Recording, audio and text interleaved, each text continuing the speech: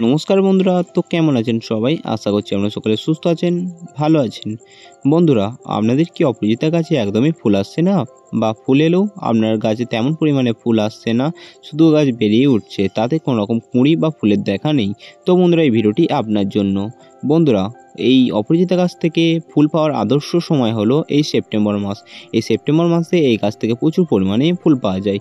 তো বন্ধুরা, এই সেপ্টেম্বর মাসে এই গাছের কিছু পরিচর্যা করতে হবে এবং বন্ধুরা কিছু খাবার আপনাকে এই সময় গাছে চালিয়ে যেতে হবে। তার ফলেই বন্ধুরা আপনার গাছের গ্রোথ যেমন হবে এবং বন্ধুরা তাতে প্রচুর পরিমাণে কুঁড়ির দেখা মিলবে। তো বন্ধুরা, দেখতে পাচ্ছেন আমার গাছটিতে কত পরিমাণে কুঁড়ি এসেছে এবং বন্ধুরা গাছের গ্রোথটি কত ভালো হয়েছে এবং বন্ধুরা গাছের পাতাগুলির সাইজ দেখে আপনারা বুঝতেই পারছেন যে গাছটি কত হেলদি। তো বন্ধুরা, ভিডিওটি খুবই গুরুত্বপূর্ণ হতে চলেছে। তো বন্ধুরা, আপনাদেরকে একটি অনুরোধ করব, ভিডিওটিকে স্কিপ না করে ভিডিওটিকে সম্পূর্ণ দেখার জন্য। এবং বন্ধুরা, ইতিপূর্বে আপনারা যারা আমার চ্যানেলটিকে সাবস্ক্রাইব করে রেখেছেন তাদেরকে অসংখ্য অসংখ্য ধন্যবাদ। এবং বন্ধুরা, এখনও পর্যন্ত আপনারা যারা আমার চ্যানেলটিকে সাবস্ক্রাইব করেননি তাদেরকে একটি অনুরোধ করব, চ্যানেলটিকে সাবস্ক্রাইব করে পাশে থাকার জন্য। তো বন্ধুরা, চলুন ভিডিওটি শুরু করা যাক এবং ভিডিওর মূল বিষয়ে আসা যাক। বন্ধুরা, আপনাদের মধ্যে অনেকেই কমেন্ট করছেন যে তাদের অপরাজিতা গাছের পাতা আস্তে আস্তে হলুদ হয়ে ঝরে যাচ্ছে এবং আবার অনেকেই কমেন্ট করছেন যে তাদের অপরাজিতা গাছের পাতাগুলি আস্তে আস্তে কুঁকড়ে যাচ্ছে। তো বন্ধুরা, এ নিয়ে এর পরের ভিডিওটি এতে আমি শেয়ার করব। তো বন্ধুরা, আগামীকাল এই ভিডিওটি আমার চ্যানেলে আপলোড করা হবে। তো বন্ধুরা, ভিডিওটিকে পেতে আমার চ্যানেলটিকে সাবস্ক্রাইব করে রাখুন। তো বন্ধুরা, সবার প্রথমে চলুন জেনে নিই কী করলে আমরা এই গাছ থেকে প্রচুর পরিমাণে আমরা ফুল পাবো। বন্ধুরা, অপরাজিতা গাছ থেকে প্রচুর পরিমাণে ফুল পেতে আমাদেরকে সবার প্রথম যে বিষয়টিতে খেয়াল রাখতে হবে সেটি হলো এই গাছের ব্রাঞ্চেসগুলোকে ঘিরে।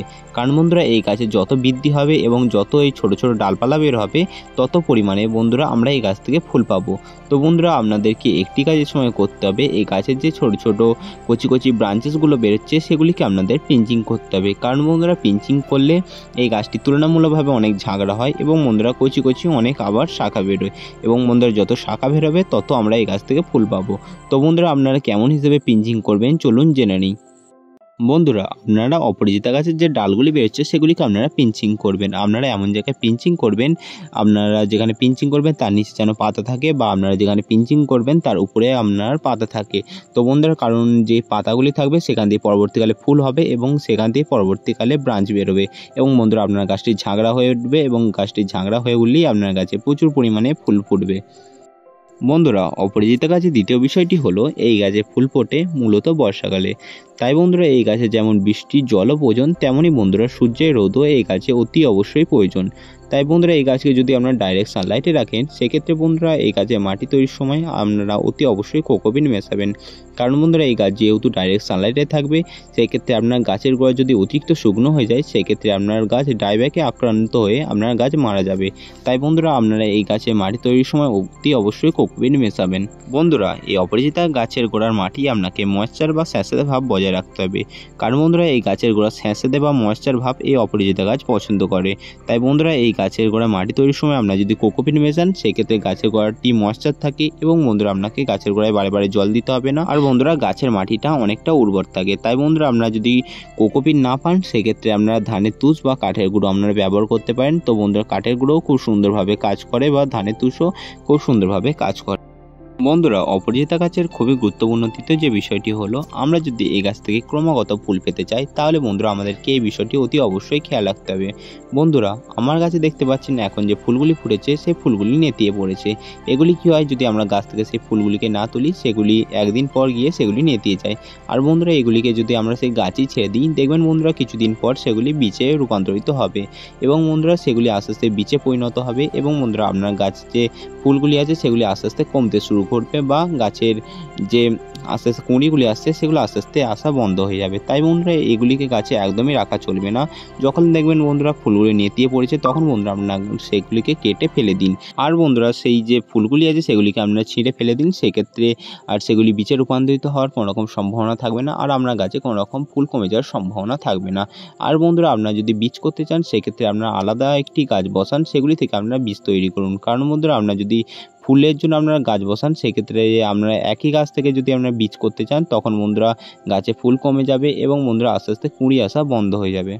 বন্ধুরা, অপরাজিতা গাছের তৃতীয় বিষয়টি হলো, আমরা যদি এই গাছ থেকে অগণিত এবং বন্ধুরা আমরা যদি এই গাছ থেকে প্রচুর পরিমাণে ফুল পেতে চাই তো বন্ধুরা আমাদেরকে এই গাছে সঠিক সময়ে খাবার দিতে হবে এবং বন্ধুরা ঠিক নিয়ম মেপে আমাদেরকে এই গাছে খাবার দিয়ে যেতে হবে। তো বন্ধুরা এই গাছে ফুল আসার পর আমাদেরকে এই গাছে পটাশযুক্ত খাবার গাছে দিয়ে যেতে হবে। তো বন্ধুরা পটাশ কী করে, গাছে দ্রুত ফুল আনতে সহায়তা করে এবং বন্ধুরা গাছে প্রচুর ফুল আনতে সহায়তা করে। তো বন্ধুরা আপনারা এই সময় গাছে পটাশযুক্ত খাবার দিতে পারেন এবং বন্ধুরা গাছে আপনারা পাশাপাশি দিতে পারেন ভার্মি কম্পোস্ট। আপনারা যদি ভার্মি কম্পোস্ট না পান সেক্ষেত্রে আপনারা পাতা পচানোর সার বা আপনারা গোবর সার ব্যবহার করতে পারেন। তো বন্ধুরা আপনারা যদি গোবর সার ব্যবহার করেন সেক্ষেত্রে সেটি যেন অবশ্যই 1 বছরে পূর্ণ হয় এবং বন্ধুরা পাশাপাশি আপনারা গাছে একটি মিশ্র খাবার দিতে পারেন। তো বন্ধুরা মিশ্র খাবারটি তৈরির জন্য আপনারা নেবেন 2 মুঠো ভার্মি কম্পোস্ট। আপনারা যদি ভার্মি কম্পোস্ট না পান সেক্ষেত্রে 1 বছরের পুরনো পাতা পচানোর সার বা 1 বছরের পুরনো গোবর সার আপনারা ব্যবহার করবেন এবং বন্ধুরা তার সাথে আপনারা নেবেন কিছুটা পরিমাণে শিংকুচি এবং কিছুটা পরিমাণে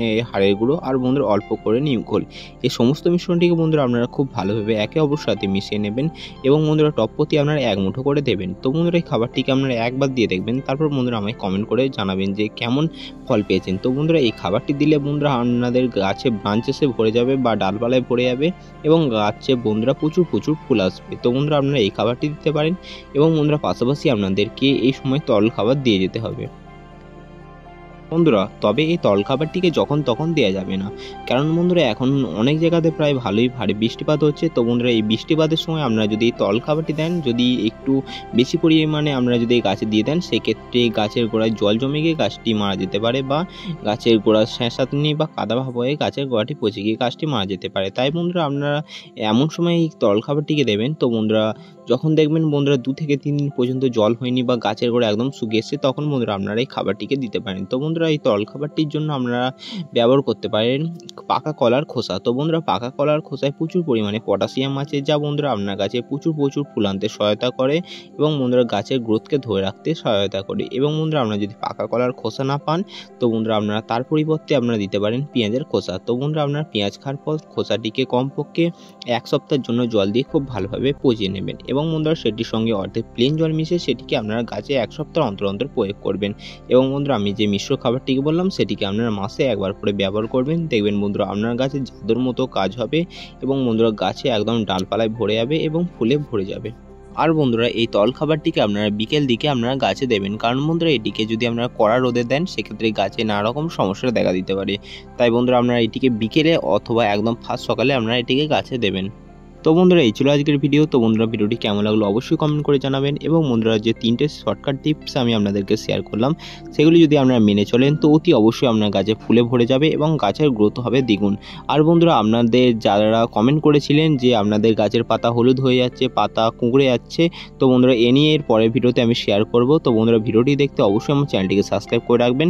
তো বন্ধুরা এতক্ষণ ভিডিওটি যারা কন্টিনিউ দেখলেন তাদেরকে অসংখ্য ধন্যবাদ এবং বন্ধুরা ভিডিওটি যদি ভালো লেগে থাকে তো চ্যানেলটিকে সাবস্ক্রাইব করে থাকবেন। তো বন্ধুরা দেখা হচ্ছে আবার অন্য কোনো ভিডিও নিয়ে। তো বন্ধুরা ততক্ষণ সুস্থ থাকবেন, ভালো থাকবেন এবং আমার ভিডিও দেখতে থাকবেন। তো ততক্ষণের জন্য টাটা।